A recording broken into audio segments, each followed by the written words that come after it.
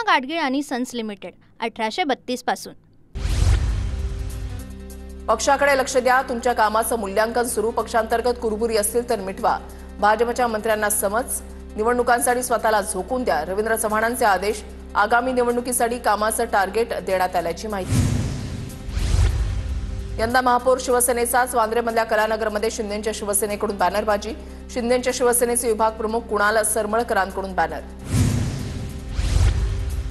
भाजप जिल्हा सचिवाकडूनच निवडणूक आयोगाच्या कामावर आक्षेप। मतदारांची हेराफेरी केल्याचा कमलेश कटारिया यांचा आरोप।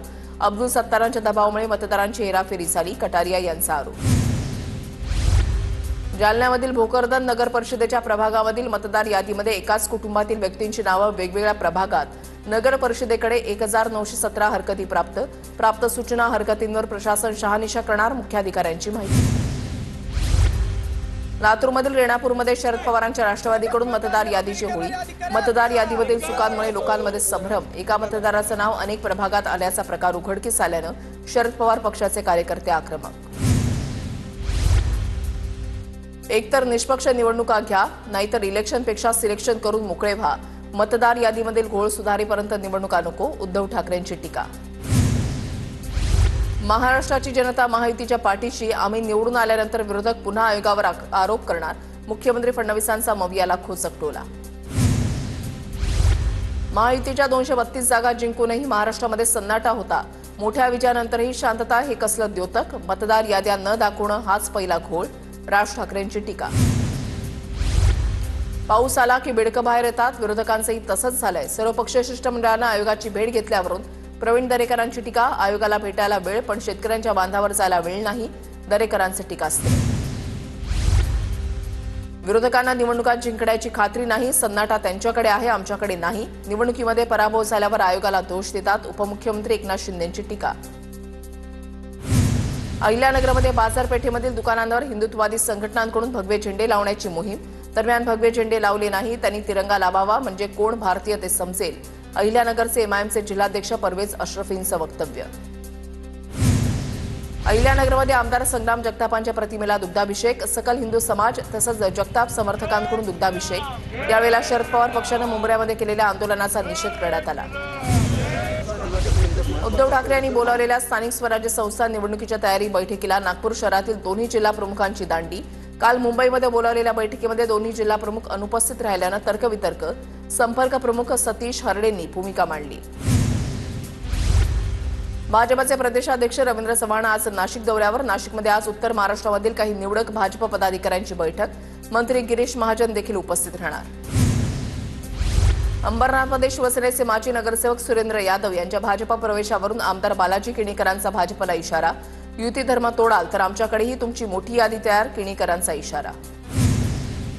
भाजपच्या वतीनं यंदाही पालावरील दिवाळी उपक्रम। भाजप प्रदेशाध्यक्ष रवींद्र चव्हाण यांची माहिती। भाजपचे मंत्री, आमदार, खासदार आणि पदाधिकारी पालांवर जाऊन दिवाळी साजरी करणार।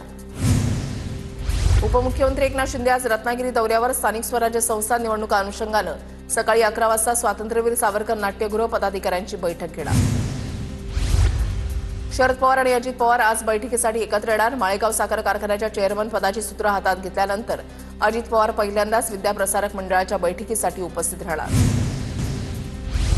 सोलापुरात मराठा क्रांती मोर्चाच्या पदाधिकाऱ्याला जीव मारण्याची धमकी। धनंजय मुंडेंवरील टीकेनंतर पदाधिकाऱ्याला जीव मारण्याची धमकी। महेश डोंगरे पाटलांचा संतोष देशमुख करू ऑडिओ क्लिपमध्ये उल्लेख। महाराष्ट्राच्या नशिबी गतिमान नवे बंद आणि मंद सरकार। सामनाच्या अग्रलेखातून राज्य सरकारवर टीका। गाजावाजा केलेल्या अनेक योजना सरकारकडून बंद, सामनातून टीका। एसटी बँक मारहाण प्रकरणी नागपाडा पोलीस ठाण्यामध्ये गुन्हा दाखल। दोन्ही गटांच्या तक्रारीनंतर एकमेकांच्या विरोधात गुन्हा दाखल। शिंदेंच्या शिवसेनेच्या विरोधात अॅट्रॉसिटीचा गुन्हा दाखल, तर सदावर्ते गटाविरोधात मारहाणीचा गुन्हा दाखल। नागपुरात कफ सिरपमुळे मध्य प्रदेशमधील आणखी एका चिमुकलीचा मृत्यू। चिमुकलीवर खासगी रुग्णालयामध्ये सुरू होते उपचार। नागपुरात उपचारासाठी दाखल झालेल्या 36 मुलांपैकी आतापर्यंत 18 चिमुकल्यांचा कफ सिरपमुळे मृत्यू। दादरमध्ये दिवाळीनिमित्त लावलेल्या आकाश कंदीलवर दोन्ही ठाकरे बंधूंचे एकत्रित फोटो। बाळासाहेब ठाकरे यांच्यासह उद्धव ठाकरे, राज ठाकरे यांचे कंदिलावर एकत्रित फोटो।